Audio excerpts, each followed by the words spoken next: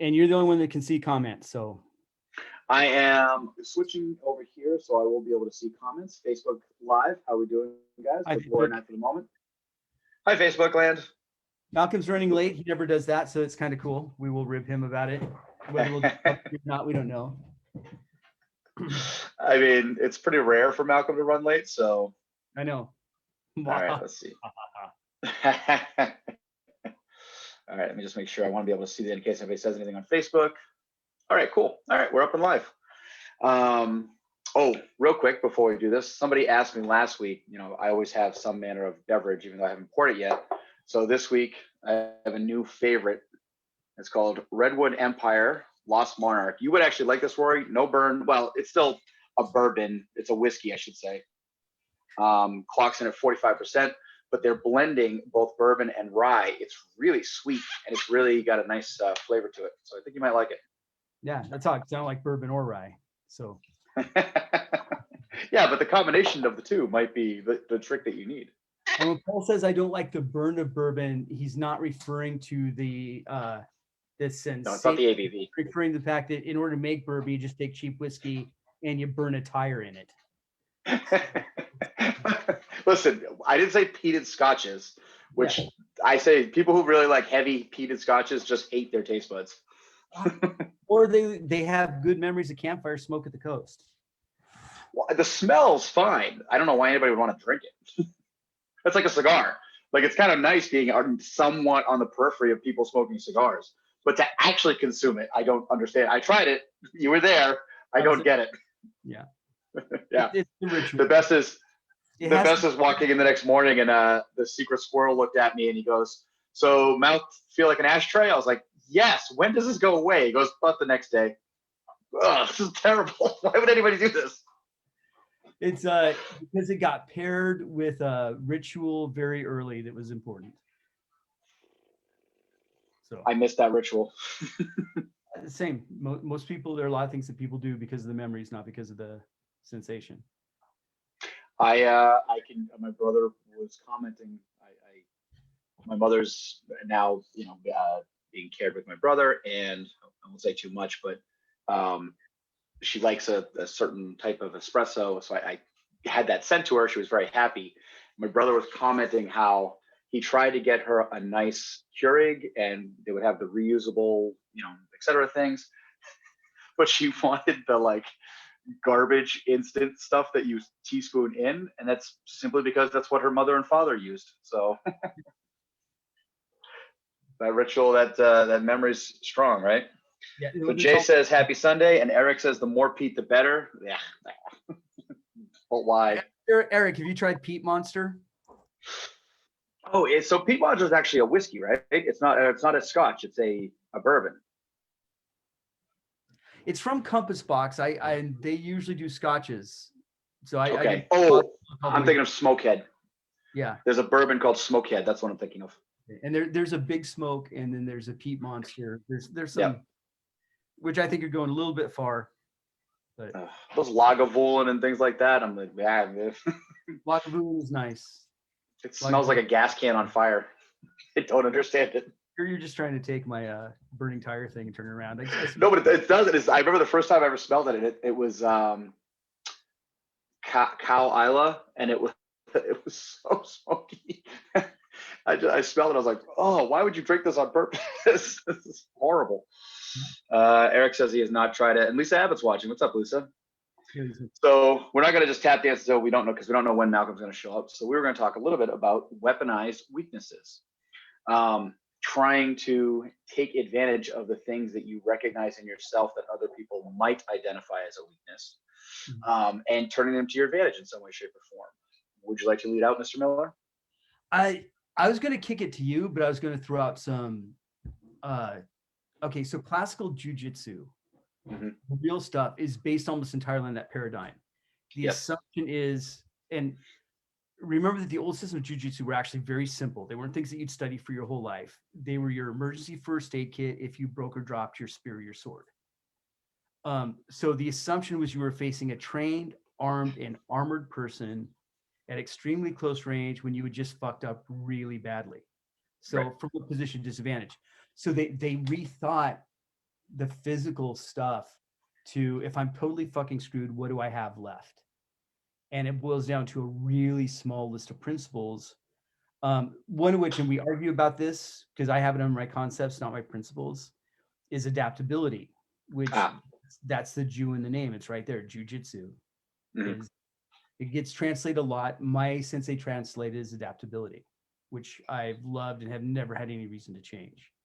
So Paul, since you teach adaptability, which is in this sense, using weakness against or to your best possible advantage, you should do this one.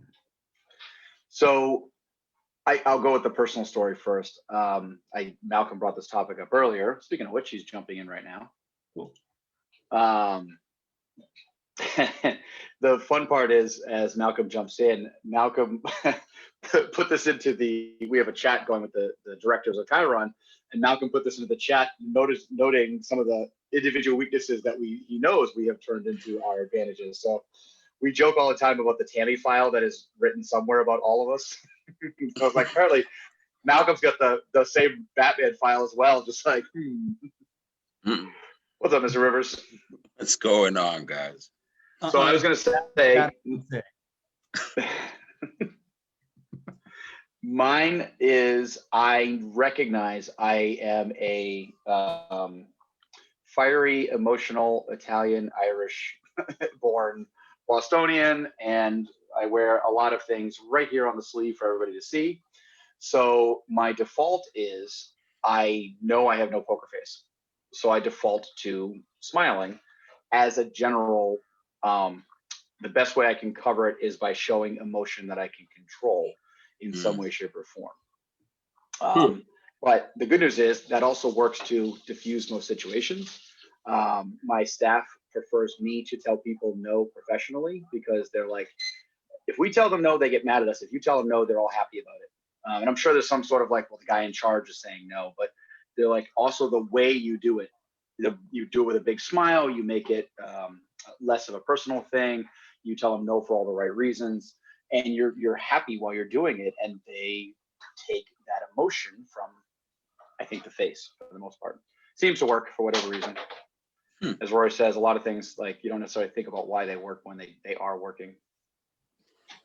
I think a lot of it is like, so a lot of the stuff that some people perceive as weaknesses are actually superpowers, in my opinion. Like, there's a lot of stuff that, so for me, in some regards, in some cultural regards, I grew up as a man without a country, kind of, or at least there was weird dissonance around that. And so I picked up mannerisms from a bunch of different places and so on. And at the time, I didn't like it, but it turned into a superpower because once I got better at recognizing some of the cultural markers, my code switching got better, and it became something where it was easier to talk to a broader range of people without getting hung up on certain things. But at the time, it felt like a really big weakness because it was like, it seemed much more like a difficulty connecting with other people, which is, as much as we wish it wasn't, is kind of a useful skill. But it's the same thing with, like, I'm a classic overthinker. So I overthink the shit out of everything. Not always a strength, but it can be weaponized if you can direct the energy. And I think mostly it's just about how you perceive it and how that influences your affordances, and then what you do with it. And then finally, just having the mindset to stop bitching about it. Like, it sucks. Maybe you aren't great at something. Wah, fucking figure it out. Use it or don't. Just either do something useful with it or shut up about it. For 30 seconds before we go to Rory, for anybody new might be watching, Malcolm, the 20 to 30 second elevator speech on code switching, because you're the first person I ever heard really use that term. So code switching is about the ability to, or not really ability, the tendency to adjust, at least for me, this is my version of it, the tendency to adjust your mannerisms, speech patterns, body language, etc., to more effectively relate to the environment that you're in. All of us do it because if you talk to your wife the same way you talk to your mother, the same way you talk to your cat, something is fucking wrong. Rory, he was looking at you. But the point is, look at his angry pirate face. The point is, we all adjust our approaches to different circumstances, different people, etc. And there's nothing wrong with that. It's just about the ability to use it in ways that are purposeful and conscious and help us adapt more effectively to those environments. Is that a decent elevator pitch? Yes, but you had 40 seconds, so penalty. Damn it. Mr. Miller. It's one of the things that a theme that's been coming up with this that I think is really important is I generally find talents to be incipient weaknesses. People who are talented almost never bother to become superb because they don't have to. It's like big, strong guys get big enough to beat everybody they know, and then they pretty much quit training. It's really rare to find someone who's athletically gifted, who's skilled, unless they have some other force acting on them. For us, we're being wired differently. When you're conscious that you have a deficit, you can work on it. When you're unconscious, you have a deficit, you can't work on it. So all the people that, and we joke about the being wired differently, but like everyone else got the manual on how to be a human and how to have relationships and how to relate. And Paul seems to have gotten the manual, but Malcolm and I certainly didn't. And so we had to sit there and derive it. We had to study people like bugs, figure out what's acceptable, what isn't, figure out why, so that we could extrapolate into new situations. And it's like a lot of native speakers never truly understand their own language, but someone who studied it hard from the other side, most Americans in my experience don't know what cases are, don't know that the English language has cases. Because they just do it naturally. They don't think about it. But everyone does and understands how fucked up English is, borrowing from two major unrelated language groups. So anyway, dialing back, that consciousness itself of your deficits is a superpower, as Malcolm said. In the fighting world, one of the biggest problems I see is people that are tiny but had big instructors, and they try to fight like big people. They aren't aware that there's a disconnect. They think all people fight the same, and that is only true within designated weight classes. If you have an open weight class, then suddenly you have to fight way different when someone's much bigger than you are or much smaller. The thing is that the big people never practice to beat up small people. The small people sure as shit practice to beat up big people. And even throwing something extra in there, fighting to escape is not fighting to destroy, is not fighting to subdue. So all of those things, I'm not saying somebody grows an extra arm when you're trying to subdue them, but if you don't think it has its own challenges, try to lay down on top of somebody and keep them from turtling. It will be hard to do. Try to get a wrist without causing undue pain or injury. Hard to do. I had a guy in a class once who's like a 30-year cop, and he dropped at one point that he had never successfully solo handcuffed resisting threat. And it's like, that's, I'm not going to touch that one. But I think reminds me, one of these weeks we're going to bring like Casey or somebody else. I want to bring other people on for conversations, and that could be an interesting one. I would love to talk to Terry too. But Yes. I think one of the things that plays a role is that when you are aware of your deficiencies, you also become aware of the reality of deficiency. If you never have to think about the stuff that you suck at, or you keep it so abstract that you never really do anything about it, you end up believing that this stuff can't be acted upon, that you are completely and totally an object and not a subject, and that you don't have the ability to change. It's only if you sucked at something, had to forced just by life circumstances to take a look at it, get better at it purposefully, and understand it at a conceptual level, at least in my opinion, that you understand how much of the stuff that you either want to work on in yourself or how much stuff you maybe want to adjust or kind of address in the world is doable if you actually think it through, versus just sitting there and being like, oh, well, I'm bad at this, I'm just going to stay bad at it. It's time to switch. Ding. That's something really cool I want to say about that. Yes, go, please. We're out of time.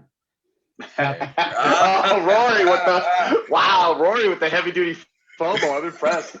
Also, I need to buy a little time because he talked so much, I forgot what I was thinking. So Fair. All right, guys. Well, Facebook, thank you guys for joining us publicly. We are going to, we've got a bunch of people in our waiting room already. So we're going to be switching off the Facebook Live, switching over. For those who don't know, we do this every Sunday. The Facebook Patreon group is $10 a month, and you guys are welcome to join.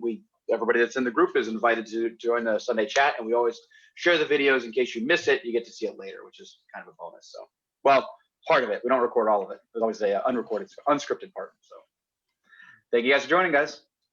Later, guys.